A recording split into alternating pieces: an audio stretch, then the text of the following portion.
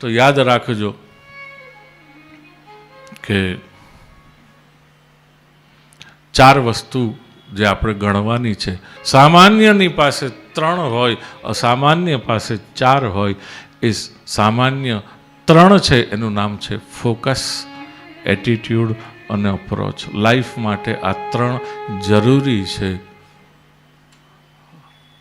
ગાડી ચલાવો છો ને તો ગાડીમાં પણ કેટલા મિરર હોય છે? 3. કેટલા મિરર હોય છે? 3. 2 સાઈડમાં અને 1 સેન્ટરમાં વચ્ચે. ગાડી ચલાવતા હોય ને તો જીવન ચલાવતા આવડી જ જાય, એમાં કોઈ બહુ ઝાઝો ફરક નથી. જેવું ગાડીનું ચલાવવાનું છે એવું જીવનનું પણ છે. Zen and the motorcycle maintenance પુસ્તક વાંચ્યું હોય તો જોજો, એમાં પણ આપણને આ બતાડે છે કે સેમ વસ્તુ છે, કોઈ ફરક નથી. પણ હા, જે એક્સ્ટ્રા ઓર્ડિનરી છે અથવા તો એક્સ્ટ્રા ઓર્ડિનરી જેને બનવું છે એના માટે એક વસ્તુ વધારે છે, અને એ છે જે મહાત્મ્યમાં આપણને ગોકર્ણ મુનિના વચનથી આપે છે, અને એનું નામ છે વિઝન. વિઝન એક એવી વસ્તુ છે કે જેનાથી આપણા જીવનનું ગાડું બહુ શ્રેષ્ઠ રીતે ચાલે. વિઝન ન હોય તો પછી ક્યારેક ક્યાંક આડું અવડું ક્યાંક રસ્તા પરથી નીચે ઉતરી જાય ગાડી, કે ગમે તે કંઈ પણ થઈ શકે છે.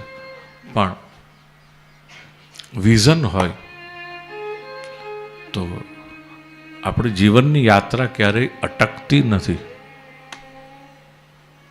અને વિઝનનું સ્ટેટમેન્ટ જો આપણને કોઈ આપ્યું હોય તો એ મુનિવર ગોકર્ણે આપ્યું છે. આમ તો કોઈ પૂછે કે આખા ભાગવતમાંથી લેવા જેવું શું છે, તો ગોકર્ણ મહારાજની આ વાત છે લેવા જેવી છે. પણ આખામાંથી બીજું કંઈ યાદ ન રહે, બહુ લાંબુ તો છેલ્લે એટલું જ છે વિઝન સ્ટેટમેન્ટ તરીકે મુનિવર ગોકર્ણની વાતમાંથી. સેવા કથા રસમહો નિતરામ પિબત્વમ. સેવારૂપી રસ અને કથારૂપી રસ નિરંતર પાન કર્યા કરો. એમાં બધું આવી ગયું. એની બહાર આપણે જવું નહીં પડે, એની અંદર આપણને બધું જ મળી જશે. મનુષ્યને જે જીવન ચલાવવા માટે, જીવન યાપન માટે જે આવશ્યક છે, જેટલું આવશ્યક છે, જે કંઈ પણ આવશ્યક છે, બધું આ સૂત્રની અંદર આપણને મળી જાય છે. ત્યાર પછી ફોકસ આપે છે અને એમાં કહ્યું કે સવૈ પુંસામ પરો ધર્મો યતો ભક્તિરદોક્ષજે. મનુષ્ય માત્ર, હવે આમાં જાતિ સંબોધીને નથી કહ્યું. શ્રીમદ ભાગવતમાં આ એક વસ્તુ જોવા જેવી છે વાલા કુટુંબીજનો. ક્યાંય આખા શ્રીમદ ભાગવતમાં કોઈ પણ વસ્તુ જાતિવાચક નથી કહી.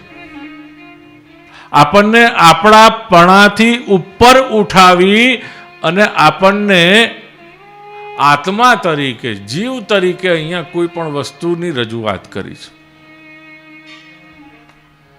જે પણ રજૂઆત છે આખા શ્રીમદ ભાગવતમાં, ભેદ બધા આપણે ઊભા કરેલા છે. બાકી અહીંયા કોઈ ભેદ આપેલા નથી, યાદ રાખજો.